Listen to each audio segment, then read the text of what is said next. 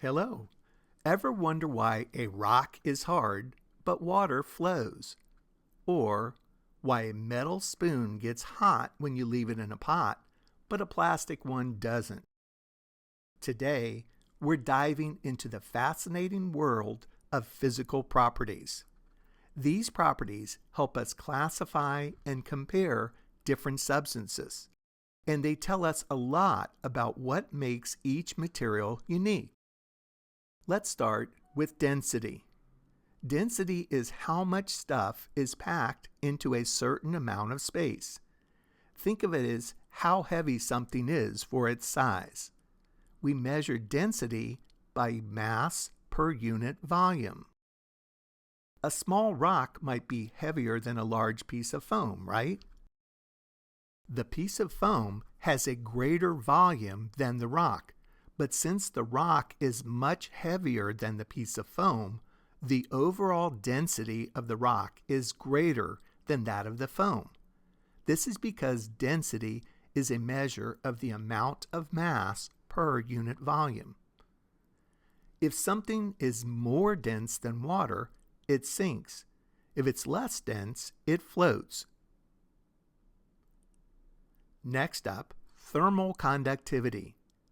Thermal conductivity tells us how easily heat can travel through a material. Metals are excellent thermal conductors, which is why your metal pot gets hot quickly. But wood, plastic, and fabric are poor conductors or insulators.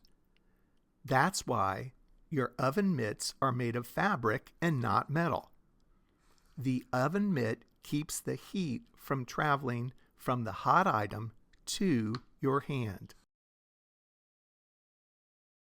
Similar to heat, electricity is another type of energy that can also travel through materials. This is called electrical conductivity. This animation shows electrons, the blue dots, moving through an electrical circuit and lighting up a bulb. Metals, like copper, are great conductors of electricity. Here, a metal paperclip provides a pathway for electricity to follow, and the light bulb lights up. That's why electrical wires are made of metal.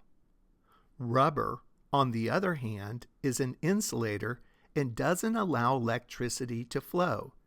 Here, the light bulb remains unlit because the eraser, made of rubber, does not provide a pathway for electricity to follow. Let's talk about solubility, another property of materials. This is how easily a substance dissolves in a different substance. Sugar and salt, also called sodium chloride, dissolve in water, but sand does not. We say sugar and salt are soluble in water, while sand is insoluble. On to another physical property. Some materials are magnetic, meaning they're attracted to magnets. This property is called magnetic properties. Iron, nickel, and cobalt are all magnetic. Other materials, like wood or plastic, are not magnetic. Melting and boiling points are physical properties of substances and are the temperatures at which a substance changes state. Under normal conditions, ice melts into water at 0 degrees Celsius, and water boils into steam at 100 degrees Celsius. These are characteristic properties of water.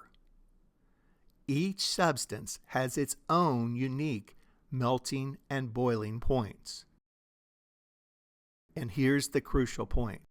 These properties that are physical are all independent of the amount of the size of the sample. Whether you have a tiny piece of gold or a giant gold bar, its density, melting point, conductivity will always be the same. By understanding these physical properties, we can classify and compare substances and learn more about the amazing world around us. So keep exploring and asking questions. Thank you for watching today.